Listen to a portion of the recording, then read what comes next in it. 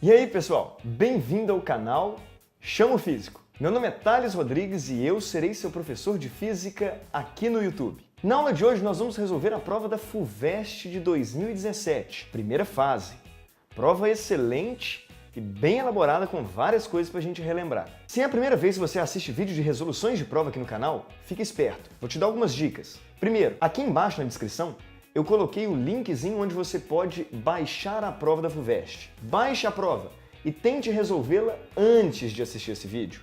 Só assim você vai ver se de fato você domina o conteúdo, aonde você tem mais dificuldade e vai aproveitar melhor esse vídeo. Caso tenha aquela questão específica que você está a fim de ver a resolução, sugestão, eu coloco aqui embaixo também o tempo em que cada uma das questões são resolvidas. Assim, você já pode adiantar aqui no vídeo e dar aquele pulão para a questão que você quer logo saber a resolução. No mais é isso, espero que goste do vídeo e bora para a nossa aula então!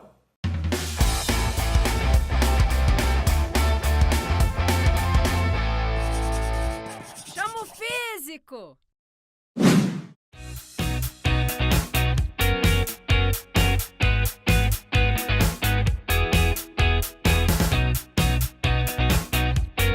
Então vamos lá, nessa primeira questão então, ele disse que nós temos um elevador que sobe com velocidade constante igual a V0, ok? Um parafuso ele vai se desprender do teto desse elevador e com o passar do tempo esse parafuso vai cair e a questão me pergunta qual é o gráfico da velocidade em função do tempo. Mas atenção, hein? Um detalhe importantíssimo. A questão me pergunta como que a velocidade se comporta em função do tempo em relação ao piso do elevador. Atenção! Porque é aqui que muitos alunos erram a questão. A questão perguntou como que a velocidade se comporta em relação ao piso do elevador. Bom, veja bem, como é que a gente resolve esse tipo de problema? Se é em relação ao piso do elevador, vamos colocar o nosso referencial no piso do elevador, ok? Tá aqui essa pessoa.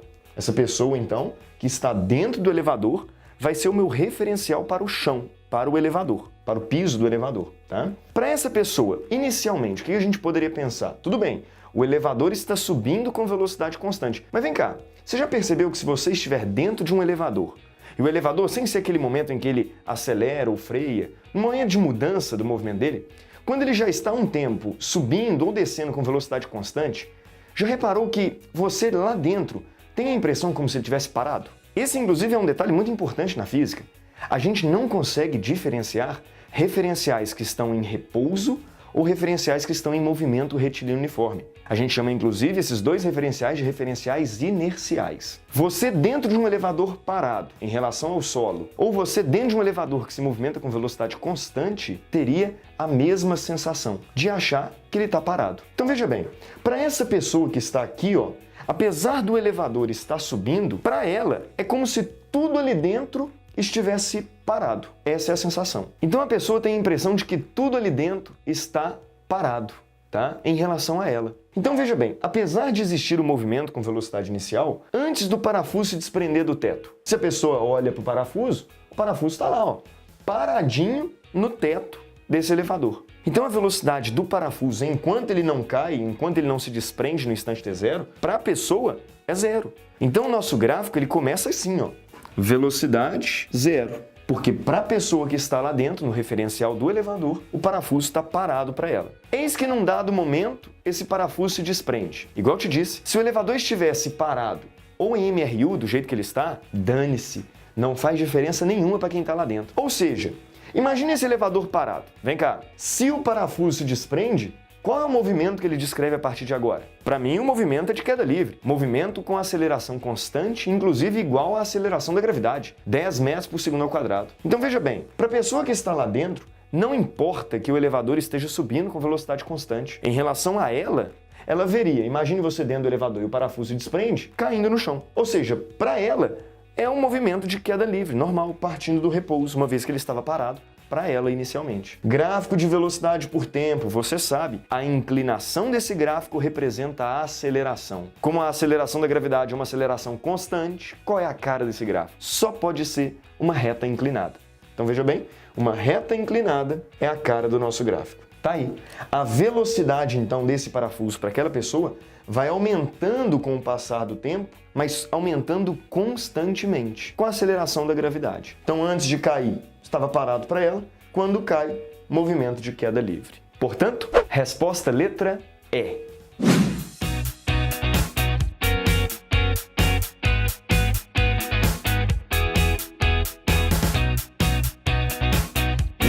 Bom, veja bem, essa é uma questão bem legal, então, de conservação da quantidade de movimento. Olha só, a questão fala que a gente tinha hélio e o hélio passou por um decaimento, resultando em lítio, tá?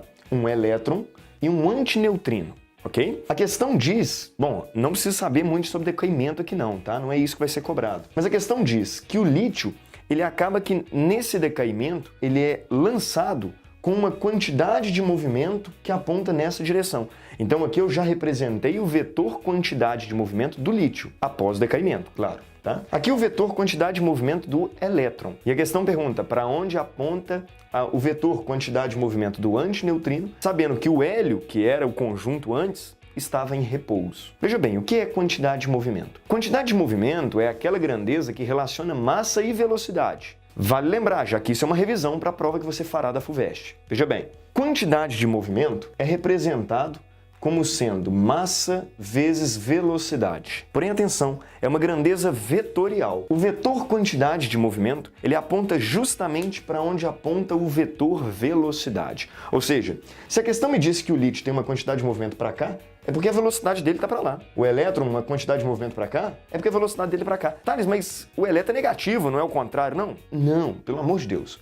O fato do elétron ter carga negativa, na quantidade de movimento, não implica em nada, ok? Ele é apenas uma partícula que tem uma quantidade de movimento uma vez que tem velocidade. E a questão pergunta para onde aponta a quantidade de movimento do antineutrino. Bom, o grande detalhe dessa questão é perceber que após esse decaimento, e podemos inclusive fazer uma analogia como se fosse uma explosão, a quantidade de movimento ela se conserva, a quantidade de movimento do sistema. Veja bem, o que era o sistema antes do decaimento? Era hélio, que estava inclusive em repouso. Se a velocidade é zero, qual era a quantidade de movimento dele, portanto? Zero. Ou seja, antes a quantidade de movimento é nula, não existe. Depois, ela tem que continuar sendo nula, uma vez que numa explosão existe uma conservação da quantidade de movimento. Então veja bem, do jeito que está, eu já tenho a quantidade de movimento de duas partículas. Agora eu quero saber da terceira para que a resultante delas dê nula. Bom, vamos fazer uma coisa que eu inclusive já te ensinei nesse vídeo aqui, ó. Vídeo sobre regra do paralelogramo. Atenção. Vamos fazer a soma vetorial dessas duas quantidades de movimento. Você lembra como é que faz isso? Assim, ó. Traça a paralela de um no final do outro. Tá aqui. A paralela do outro no final do um. Tá aqui, ó. Ligue agora do encontro dos vetores ao encontro das paralelas, está aqui. Então esse vetor, atenção, ele representa o vetor quantidade de movimento resultante dessas duas partículas, ok? Como antes estava dando zero, porque o hélio estava parado, agora tem que continuar dando zero. Veja bem, se eu esquecesse esses dois vetores aqui, ó, os dois vermelhos, pense que eu tenho apenas o vetor roxo. Qual outro vetor deve existir para que o resultante dê zero? Não é muito difícil você pensar que o antineutrino tem que ter um vetor igual e contrário ao vetor roxo para que ele possa, assim, anular o vetor roxo, né? E a quantidade de movimento total do meu sistema continue dando zero. Ou seja, uma conservação da quantidade de movimento. Então, o antineutrino só pode ter uma quantidade de movimento para lá, para que ele anule a quantidade de movimento resultante das duas que já existem e continue dando zero, porque antes o hélio estava em repouso, ok? Portanto, faça aí no seu desenho depois, resposta letra D de dado.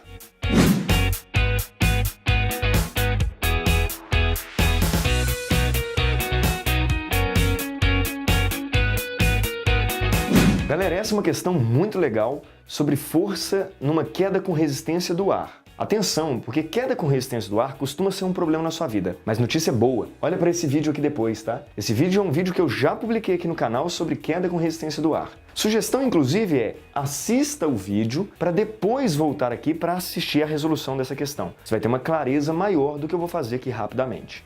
Mas vem comigo. Bom, na questão então ele fala que nós temos poeira, tá? Que tem um certo pezinho, beleza?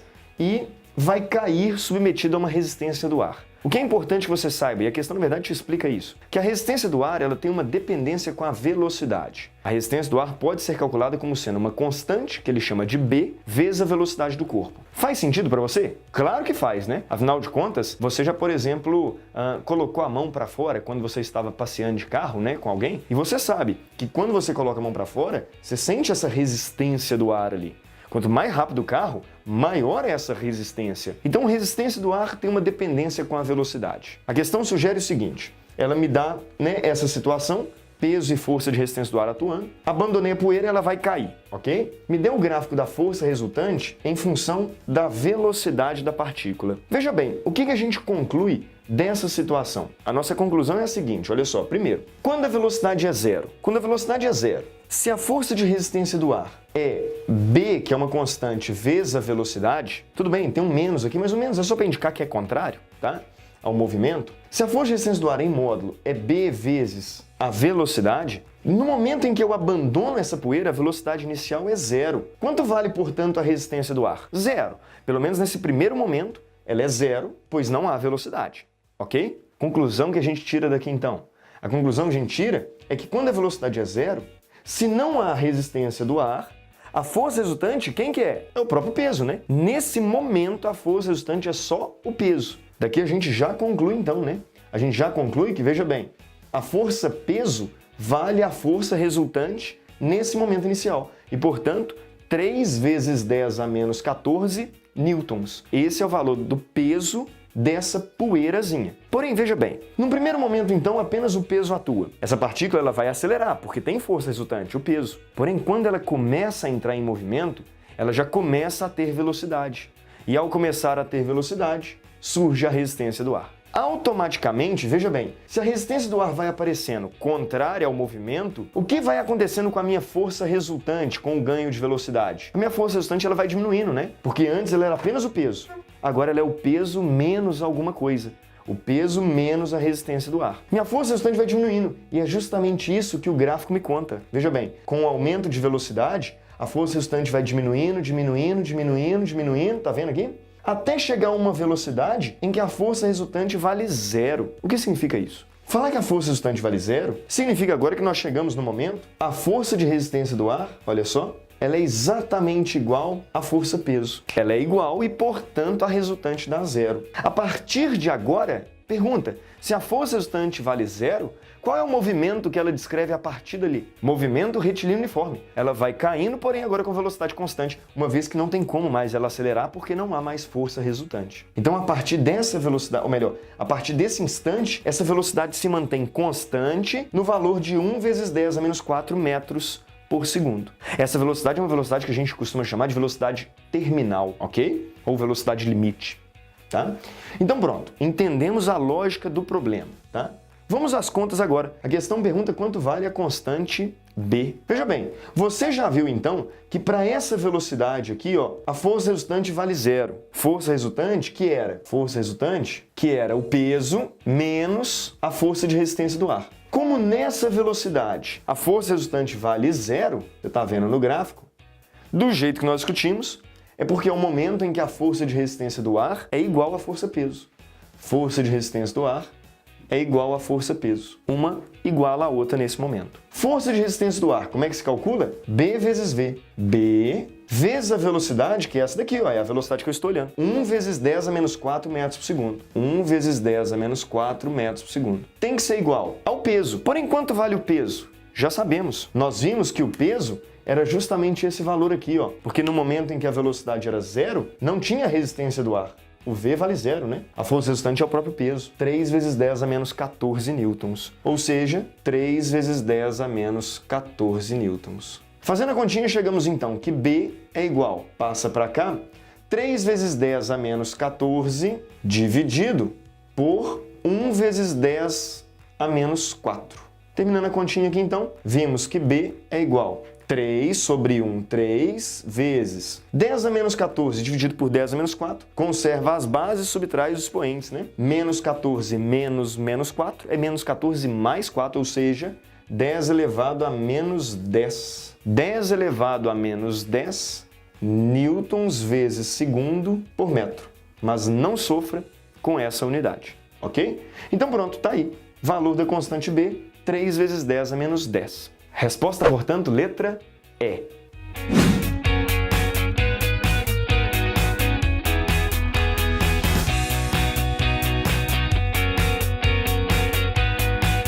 Bom, uma questão de conservação da energia muito legal para a gente fazer aqui. Veja bem, uma pessoa, Helena, salta de bungee jump, tá? Salta de um viaduto, beleza? Partindo do repouso, velocidade inicial 0. Ela vai cair por 15 metros e a corda ainda não está esticada, ou seja, queda livre, tudo bem? Então ela cai por 15 metros em queda livre. Quando ela chega aqui no comprimento de 15 metros, a corda, o elástico, chega no seu comprimento natural. A partir de agora, ele começa a esticar. A partir dos 15 metros, ela então passa do seu tamanho natural e começa a ser esticada. A questão pergunta, depois que ela foi esticada por 10 metros, qual é a velocidade da Helena? Então, passando do tamanho natural mais 10 metros, qual é a velocidade dela? Sabendo que a massa é de 50 kg e a constante elástica desse elástico é de 250 newtons por metro, ok? Veja bem, a questão sugere embaixo, nesse note e adote, que você deve desprezar os efeitos dissipativos.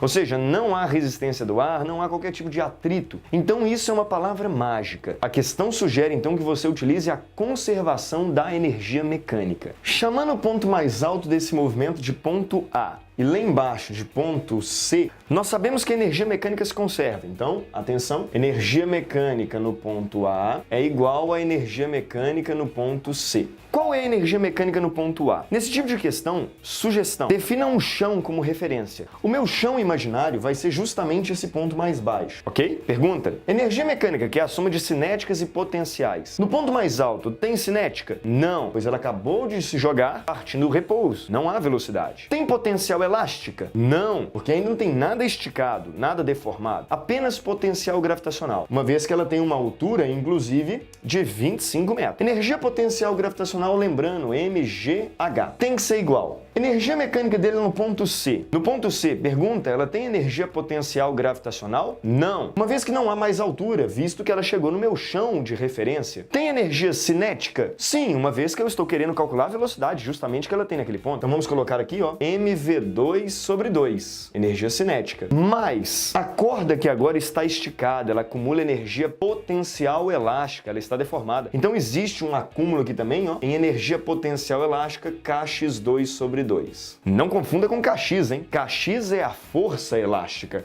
Aqui eu estou falando da energia potencial elástica, são coisas diferentes. Volta aqui. Montamos então a nossa conservação da energia mecânica. Pergunta, posso cortar massa com massa? Jamais. Não há massa nesse termo aqui, Então, não corta não. Vamos substituir os valores. Massa, 50 kg, gravidade 10, altura H que ela saiu, 25 metros. É igual massa, 50 kg, vezes a velocidade, que é o que eu quero, ao quadrado sobre 2, mais constante elástica, 250 newtons por metro. Deformação do elástico foi 10 metros de deformação, porque aqui era o tamanho natural dele, 10 ao quadrado sobre 2. Então vamos melhorar um pouquinho essa conta, tá? Como é que dá para melhorar essa conta? Divida todos os termos dessa equação por 50, olha só. Aqui dividido por 50 vai cortar esse 50. Aqui dividido por 50 vai cortar esse 50. Aqui dividido por 50 vai cortar o 250 e vai sobrar 5. Tudo bem até aqui? Fazendo a continha aqui agora, mais simples agora. 10 vezes 25, 250, é igual v ao quadrado sobre 2, mais 10 ao quadrado 100. 100 vezes 5, 500, sobre 2, 250. Conclusão,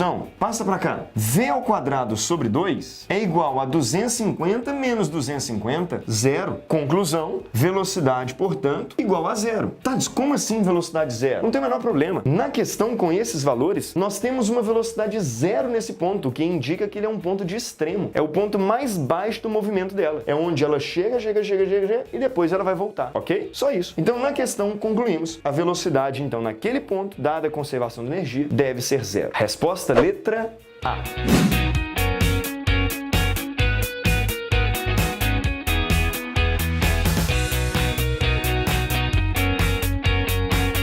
Bom, questão agora sobre regra da mão direita, hein? Inclusive, já te lembro, tem vídeo aqui no canal sobre regra da mão direita, assista lá depois. Olha só, a questão me dá 4 situações e fala que esses pontinhos aqui são fios retilíneos, que inclusive estão aqui, nesse plano, apontando aí para você. podendo estar a corrente elétrica entrando ou saindo. Nós sabemos. Sabemos que xzinho, lembra da flecha, né? Representa a corrente entrando. Então imagine que o fio está aqui e a corrente aponta lá para o quadro. Pontinho indica a corrente saindo, apontando aí para você. A questão pergunta em qual dessas situações, primeira, segunda, terceira ou quarta, nós temos um campo magnético resultante nulo no centro desse conjunto, ok? Então nós vamos ter que aplicar a regra da mão direita 16 vezes.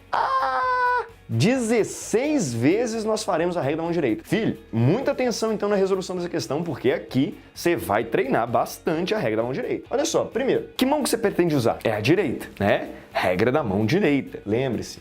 O dedão aponta para a corrente. O movimento que você faz com os dedos, pegando no fio, com os 4 dedos, né, representam o sentido do campo magnético em torno do fio. Se você quer saber um campo magnético em um determinado ponto, faça uma tangente. Vem comigo. Primeira coisa, vamos pegar esse fio aqui, ó. Nesse fio, corrente elétrica xzinho, tá entrando. Então veja bem, coloque o dedão para a corrente. Faz aí, treina comigo. Olha o movimento que seus dedos fariam em torno do fio. Nesse sentido, sentido horário ou anti-horário? Sentido horário. Então, o campo magnético gerado em torno desse fio, deixa eu fazer um pedaço dele aqui, ó. Então o sentido horário é o sentido do campo magnético gerado em torno desse fio. Se eu quero saber para onde aponta o campo magnético no meio, eu devo fazer a tangente a essa linha vermelha. Faça a tangente a ela, tire uma casquinha dela. Lembrando que ela está nesse sentido aqui, ó, sentido horário. A casquinha dela daria um campo magnético aqui sim, ó. Pronto. É para cá que aponta o campo magnético gerado por esse fio no meio do quadrado, ok? Vamos fazer para esse fio aqui agora? Então veja bem, você já entendeu que se esse cara aqui tiver uma corrente entrando, nesse ponto o campo magnético está para cá. Olha para as outras opções. Esse cara, mesma coisa, então o campo magnético está para cá, ó. Aqui também, então nesse ponto o campo magnético está para cá.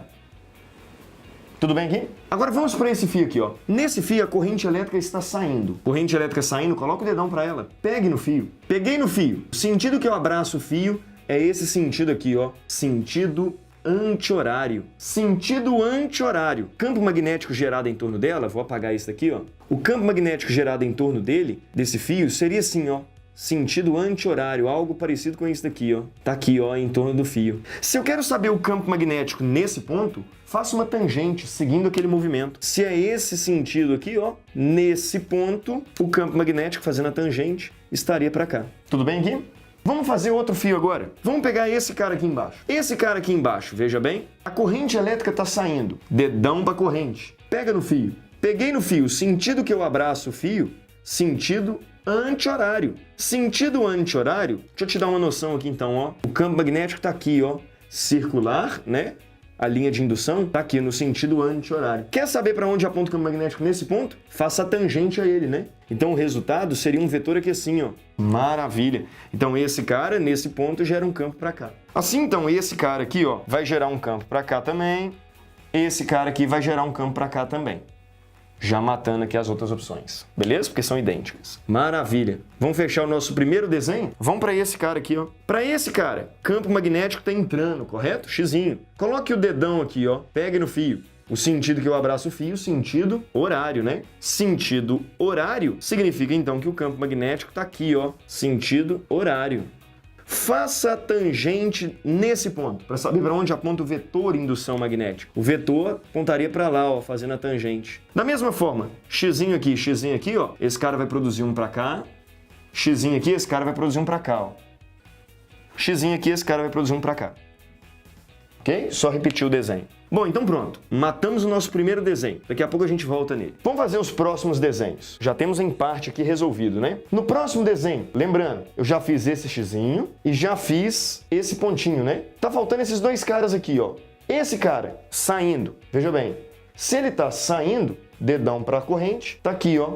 Sentido anti-horário. Sentido anti-horário em torno dele, deixa eu colocar aqui para você visualizar, ó. Tá aqui. Sentido anti-horário. Faça a tangente nesse ponto. Para onde ela aponta? Aponta para cá, ó. Maravilha. Para fechar esse próximo desenho, tá faltando esse cara aqui, né? Que nós ainda não fizemos. Nós fizemos foi saindo. Esse cara, entrando. Dedão para corrente, pega no fio. Olha o sentido que o campo é gerado. Tá aqui, ó. Sentido horário. Sentido horário em torno do fio. Deixa eu colocar aqui para você ter noção, ó. Tá aqui. Sentido horário é em torno do fio. Quer saber nesse ponto? Faça a tangente, né? Fazendo a tangente aqui, ficou para lá, ó.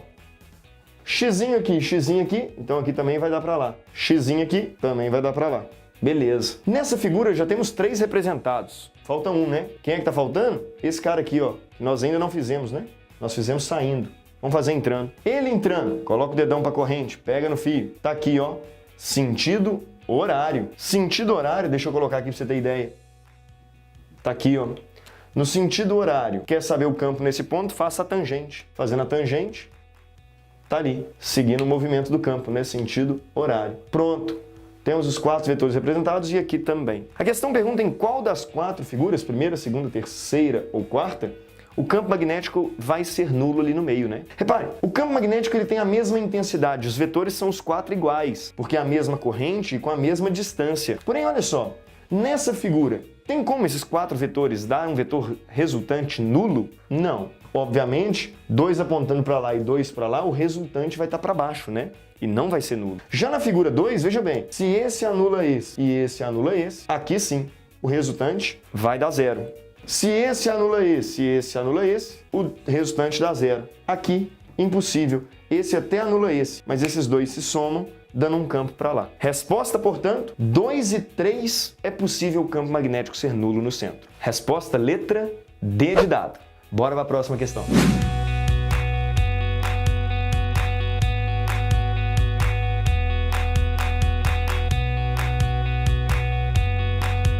Bom, uma questão bem legalzinha agora e diferente, que muitos alunos acabam garrando. Veja bem, a questão fala que eu tenho uma bateria de um telefone celular com essas especificações. O que eu entendo desses dados? Que, primeiro, ó, essa bateria ela tem uma carga de 1650 mAh, tá? Descarga? Sim. Miliampere-hora, veremos aqui inclusive, é a unidade de carga elétrica, assim como Coulomb, por exemplo. Miliampere-hora é a carga que ela dá conta de armazenar, a diferença de potencial produzida por ela, que é 3,7 volts, e a energia que ela fornece, 6,1 watt-hora. Não sofra com esse dado. Bom, o que carrega essa bateria? Um carregador. Porém, o carregador, veja bem, um carregador de celular, ele tem 2 especificações, uma de entrada e uma de saída. O que eu entendo por isso? Entrada é aquela que vai entrar nele. É a especificação da tomada, por exemplo, em que ele está sendo conectado. Veja bem, a questão me fala que ele é de 100 a 240 volts, ou seja, é um carregador que a gente chama de bivolt, né? É aquele que você pode conectar de 100 a 240 volts e que vai funcionar. E a corrente elétrica de entrada é de 0,2 amperes. Saída. Saída é o que ele vai fornecer para a bateria que ele está carregando. Então isso é o que entra, isso daqui é a tomada, é a entrada, isso daqui é o que ele gera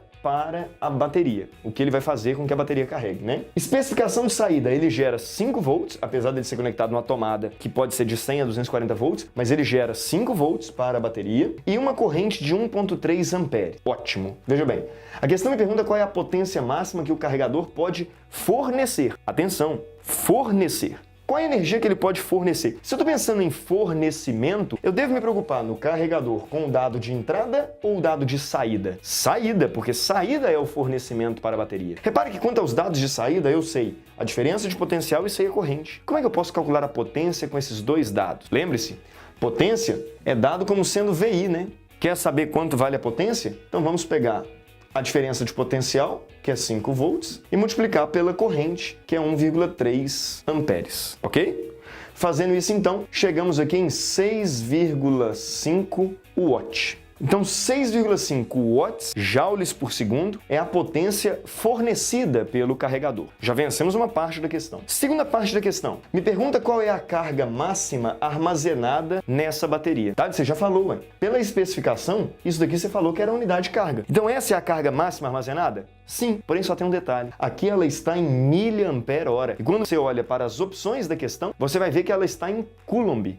Ou seja, nessa parte, o que eu tenho que fazer é converter de miliampere-hora para Coulomb. Bom, primeiro, vamos lembrar de onde vem o Coulomb e de onde vem o miliampere-hora. Corrente elétrica, vale lembrar, corrente elétrica é definida como sendo a quantidade de carga que passa por tempo que um determinado corpo recebe, por exemplo, que uma bateria recebe. Quantidade de carga que ela recebe por tempo. Inclusive, se você tem dificuldade nisso, sugere esse vídeo aqui, ó. vídeo que já rolou aqui no canal de corrente elétrica, assista lá depois. Então, corrente elétrica é carga por tempo. Ou seja, a carga pode ser escrita como sendo a corrente vezes o tempo. Tudo bem? Repare, se eu fizer essa conta com a corrente em ampere e o tempo em segundos, estaríamos trabalhando no sistema internacional. Ampere é coulomb por segundo. Vezes segundos, o segundo cortaria e sobraria coulomb, que é a unidade de carga que eu quero. Porém, se eu fizer a conta ao invés de ampere em miliampere e o tempo ao invés de segundos em hora, sairia em quê? Bom, sairia em miliampere hora, que é o que nós temos aqui. Então, essa é uma conta alternativa. Eu estou evitando trabalhar com ampere e trabalhar em segundos, que seria o coulomb. Estou trabalhando em miliampere em hora. Para eu sair do miliampere hora e voltar para o coulomb, eu tenho que corrigir então as unidades. Veja bem,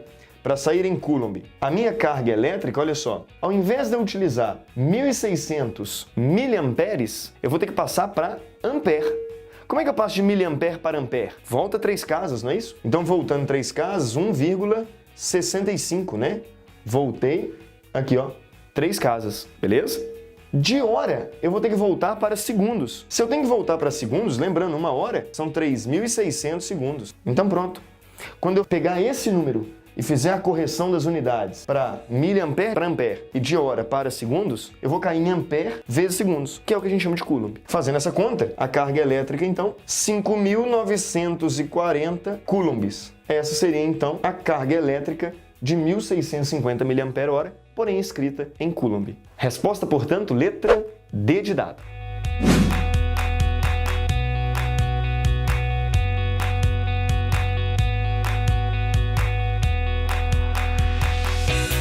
Questãozinha de ondas, então, muito fácil para a gente resolver, hein? A questão me deu um gráfico de amplitude em função da posição aqui, ó, de uma onda que está se propagando no sentido positivo de x, beleza? Tá, são 2 ondas? Não. A questão me fala que é a mesma onda em instantes diferentes. A onda azul aqui, linha cheia, tá? É a onda no instante 3 segundos. Só que aí, lembrando, ela vai se propagar para a direita, com uma velocidade v ali, ó. E no instante 7 segundos, então aqui instante 3 segundos, na linha pontilhada, vermelha, no instante 7 segundos a configuração dela é essa. Repare, é claro para você que essa onda deslocou para a direita? Pega, por exemplo, esse cacuruto aqui, ó. Esse cacuruto aqui é ele aqui, ó. Beleza? De 3 a 7 segundos, ele andou isso. A questão pergunta qual é a velocidade da onda. Muitas vezes o aluno, quando pergunta a velocidade da onda, ele fica pegado. E a única coisa que vem na cabeça dele é V igual a lambda F, V igual a lambda F, V igual a lambda F. É a única coisa que o aluno costuma saber sobre ondas. Mas, na verdade, lembre-se, uma onda ela se propaga no mesmo meio com velocidade constante. E antes de você aprender que V igual a lambda F, você aprendeu que velocidade é distância por tempo. Inclusive o V igual a lambda F vem daí, não sei se você sabe. Mas olha só, se eu quero saber a velocidade com que essa onda se propaga, basta eu pegar a distância que ela se propagou no tempo gasto para isso. Bom, velocidade dela, portanto, a velocidade dela seria, olha só, entre os 2 instantes, qual foi a distância que a onda andou? Tá, mas é muito difícil, porque a onda é um negócio grande demais. Como é que eu sei a distância que ela andou? Pegue um ponto e tome como referência. Por exemplo, pegue o ponto mais alto, que a gente chama de crista, nesse instante aqui, ó. Esse era o instante 3 segundos. 4 segundos depois, ou seja, no instante 7, olha esse mesmo ponto aqui, o ponto de crista. Qual foi a distância que ele andou, portanto? A distância que ele anda é essa distância aqui, ó, que olhando para o gráfico, vale 1 metro. Então ele andou 1 metro, em quanto tempo? Ora, se foi de 3 a 7 segundos, então foi em 4 segundos. 1 metro em 4 segundos, a velocidade dele então é de 0,25 metros por segundo. Simples assim. Resposta, portanto, letra B. Bora para a próxima.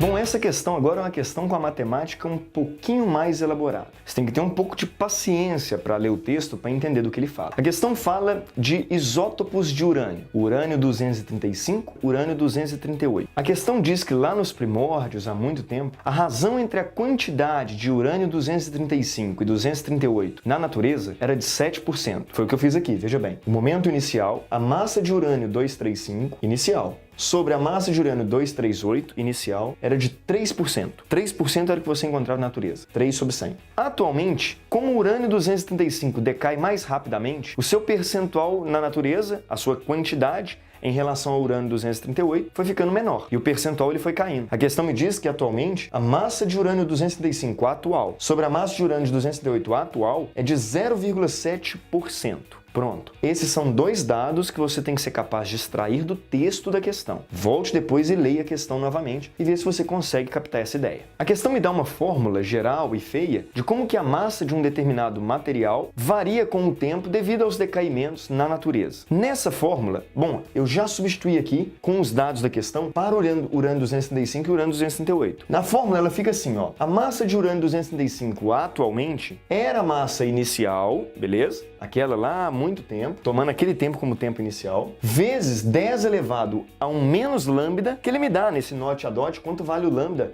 para o urânio-235. 4 vezes 10 a menos 10, vezes o tempo t. Pronto. Nossa, mas feia demais essa fórmula, Thales. É, realmente, muito feia. Mas é uma fórmula que me conta qual é a massa em função da massa inicial, como que é esse decaimento com o passar do tempo, ok? Para o urânio-238, você pode montar a sua equação também, com os dados da questão. A massa atual de urânio-238 é a massa que eu tinha inicialmente, vezes um termo que é 10 elevado a menos 0,8 vezes 10 a menos 10, ele te deu esse dado, vezes o tempo t. Pronto. Montei as duas equações. E a questão pergunta, ó, qual foi o tempo que passou entre esse percentual que eu tinha há muito tempo e o percentual que eu tenho atual? Ou seja, para eu chegar nesse resultado, quanto tempo se passou? Agora que eu tenho as duas equações, eu tenho que achar quanto vale esse tempo. Agora vira uma questão puramente matemática. A minha sugestão, e sei que é desafiador pensar nisso, é pegar uma equação e dividir pela outra. Por quê? Veja bem. Ficamos assim, ó. Massa do urânio-235. Massa do urânio-235 atual sobre massa do urânio-238 atual. É igual. Isso dividido por isso. Então vai ficar massa do urânio 235 inicial, vezes 10 elevado a menos 4 vezes 10 a menos 10 t, sobre massa do urânio 238 inicial, vezes 10 elevado a menos 0,8 vezes 10 a menos 10 t. Peguei simplesmente uma equação que eu montei e dividi pela outra. E por que eu faço isso? Porque eu sou esperto e sei que esse cara aqui, ó, é essa mesma razão, que vale, portanto, 0,7 sobre 100. E que esse cara aqui, ó, é a razão inicial, que é esse cara aqui, ó, que vale 3 sobre 100. Vamos, portanto, substituir esses termos na equação. Ficamos assim, ó, 0,7 sobre 100 é igual a 3 sobre 100, que multiplica. Dá para melhorar isso daqui, não dá não? Olha só, isso daqui seria 10 elevado. Conserva a base e subtrai os expoentes, né? 10 elevado a menos 4 vezes 10 a menos 10t, menos 8 vezes 10 a menos 10t. O menos com menos vai virar mais. Menos 4 mais 0,8 vai dar menos 3,2. Nossa Senhora! Menos 3,2 vezes 10 a menos 10t. Menos 4, menos 0,8. Menos 3,2 vezes 10 menos 10t. Thales, pelo amor de Deus, difícil demais. É uma questão chata. Uma questão com mais matemática do que física. Veja bem, o que dá para melhorar aqui agora? Olha só. Vamos cortar o 100 com 100, ok? Dá para melhorar? E vou apagar aqui, ó, pra gente fazer a conta. Ficamos assim, ó. Passa para lá. 0,7 dividido por 3 é igual a esse negócio horroroso, né? 10 elevado a menos 3,2 vezes 10 a menos 10t. 0,7 dividido por 3 é 0,23. 0,23, 10 elevado a menos 3,2 vezes 10 a menos 10t. Percebeu que tem um dado que nós não utilizamos até agora? A questão me deu o log de 0,23. Ai, meu Deus do céu, log? Sim. Log de 0,023. Vamos aplicar o log dos dois lados. Ficamos assim, ó. Log de 0,023 igual a log de 10 elevado a menos 32 vezes 10 menos 10t. Veja bem, log de 0,23 foi dado na questão. Menos 0,64. Então ficamos. Menos 0,64 é igual. Log na base 10 de 10 elevado a menos 32 vezes 10 menos 10t. Pergunta, 10 elevado a quanto dá 10 elevado a menos 3,2 vezes 10 menos 10t? Ora, menos 3,2 vezes 10 menos 10t, né? Se você não gostou, lembra daquela propriedade de log? Quando está elevando, eu posso descê-lo multiplicando? E log de 10 na base 10 é 1, né? 10 elevado a 1 é 10. Então essa conta me dá menos 3,2 vezes 10 a menos 10, t. Fazendo a conta, ficamos t é igual a 0,64, o sinal ali já era, menos e menos, vai embora, dividido por 3,2 vezes 10 a menos 10, o que nos dá 2 vezes 10 a 9 anos. Pronto. Esse foi o tempo, então, para que o percentual entre as massas caísse de 3% para 0,7%. Resposta letra C.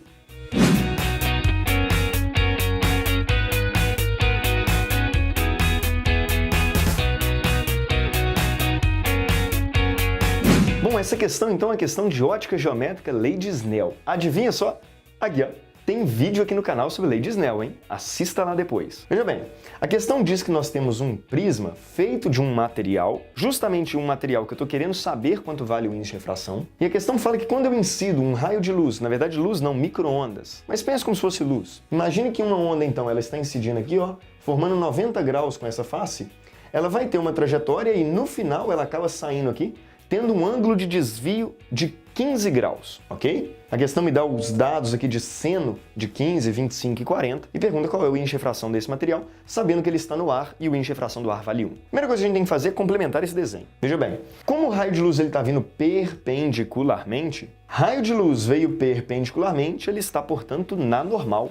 Se ele está na normal, vale lembrar, não há desvio, por mais que mude de meio. Se ele vem na normal ele segue o movimento dele. A propagação dele, tá aqui, ó. Beleza.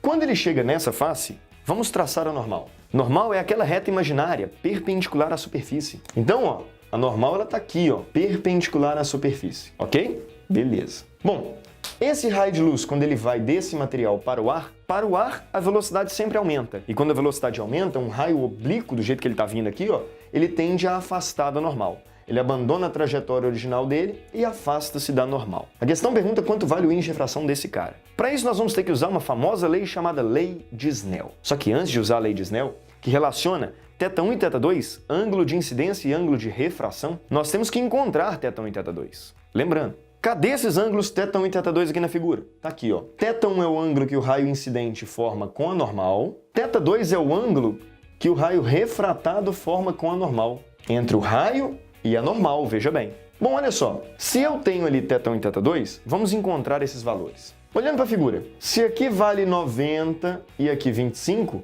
para fechar esse triângulo aqui, ó, para dar 180, aqui só pode ser, portanto, 65, né? Beleza. Como a normal vale 90, já concluiu o valor de θ1. Veja bem, como a normal vale 90, se eu já tenho 65, para fechar os 90, aqui, portanto, é 25 graus. Então, 25 graus é esse ângulo aqui, ó. Maravilha. Repare, se eu for olhar para a figura, oposto pelo vértice, esse ângulo aqui seria 25 graus. Mas atenção, esse ângulo não é o θ2. Reparou que o θ2 é aquele ângulo que eu marquei mais os 15? Então, na verdade, θ2 seria esse ângulo todo aqui, ó, que é os 25 mais 15, ou seja, 40 graus. Agora sim, encontrei o ângulo de incidência e o ângulo de refração, vamos à lei de Snell. Escrita na forma N1 seno de θ1 é igual a N2 seno de θ2. N1 é o meio que eu estou, é o meio que eu quero determinar o índice. Seno de θ1. θ1 é 25 e o seno a questão me deu é 0,4. É igual a N2, é o meio que eu vou, que é o ar, 1. Vezes o seno de θ2, que é 40 e não 15, 40. 40 cujo seno é 0,6. Fazendo a conta, portanto, o índice de refração do meio seria 0,6 dividido por 0,4. 0,6 por 0,4 é 6 sobre 4, 3 sobre 2, 1,5. 1,5 é o índice de refração, portanto, desse meio que é feito prisma. Resposta, então, letra B. Bora para a próxima.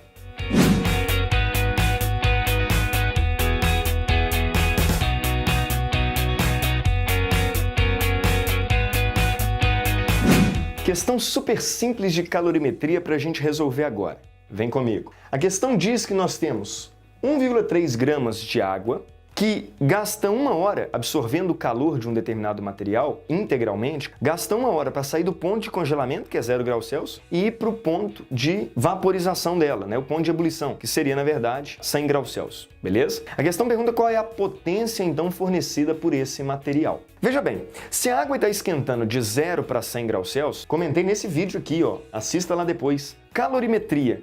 A quantidade de calor que ela precisa para esquentar de 0 a 100 graus Celsius é quantidade de calor sensível. Como é que a gente pode calcular essa quantidade de calor sensível? Lembrando, bom, a potência, que é o que eu quero, é o calor dividido por tempo. Esse calor, igual eu disse, é o calor sensível, que pode ser calculado como sendo massa da água, calor específico, variação de temperatura, dividido pelo tempo em que ela gastou, então, para ter esse aquecimento. Para saber a potência do material, vamos com calma. O calor específico da água, a questão me deu 1 caloria por grama grau Celsius. Entretanto, não vou utilizar em caloria. Por quê? Porque a questão perguntou a potência em watt. E o watt é joule por segundo. Então tem que fazer uma conversão de caloria para joule. Como a questão me falou que 1 caloria são 4 joules, eu já troquei, então, calor específico. Ao invés de 1 caloria por grama grau Celsius, 4 joules por grama grau Celsius. Veja bem.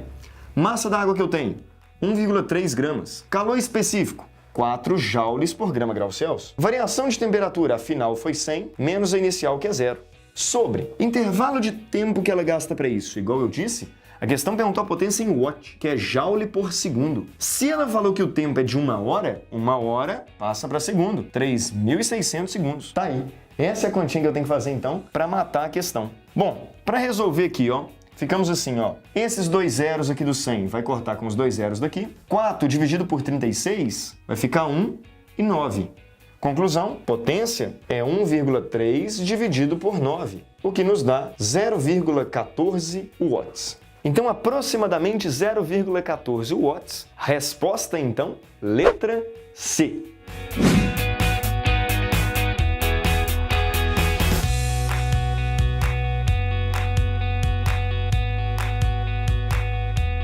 Bom, então vamos lá para a nossa última questão da prova da FUVEST. Veja bem, nós temos 2 esferas metálicas. Inicialmente, uma está com uma carga de 5 vezes 10 a menos 12 coulombs. A outra está neutra, até porque ela está ligada com a Terra, por um fiozinho aqui. A questão diz que eu vou pegar a esfera X e vou vir aproximando da Y, sem tocar. Num dado momento, surge uma faísca. Faísca que dura 0,5 segundos e passa uma corrente de 10 elevado a menos 11 amperes. A questão pergunta, depois da faísca, qual é a carga de cada uma das esferas? Vem comigo. Para a gente saber qual foi a carga transferida, fizemos isso aqui hoje, inclusive. Carga é corrente vezes o tempo. Corrente, 10 a menos 11 amperes. Tempo, 0,5 segundos. Ou seja, uma carga de 5 vezes 10 a menos 12 coulombs foi a carga transferida. Mas calma lá. Se essa foi a carga transferida, repare, qual é a carga que a esfera tinha antes? Justamente 5 vezes 10 a menos 12 coulombs. Conclusão.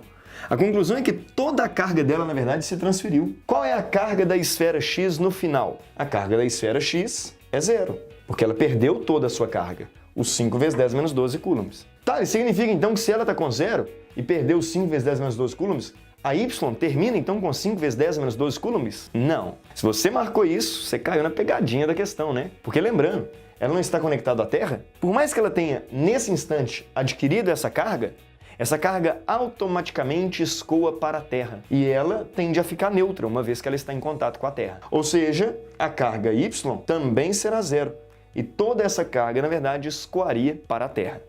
Então, no final desse problema, temos as 2 esferas neutralizadas. Resposta, portanto, letra A. Então é isso, pessoal. Espero que tenha gostado do vídeo de hoje e que esse vídeo te ajude na sua preparação para a FUVEST. Desejo a todos que farão a prova uma excelente prova. Não esquece de dar o like nesse vídeo aqui embaixo e compartilhar com seus amigos. Inscreva-se também no canal, afinal de contas, esse é um canal que está tendo muito conteúdo de física gratuitamente. E eu não quero que você perca nada do que vai rolar aqui. Aqui do lado eu coloco outros vídeos que você pode ter acesso aqui no canal. Vai ver você encontra algum conteúdo que você tem mais dificuldade. No mais é isso. Espero que tenha gostado e até o próximo vídeo. Valeu!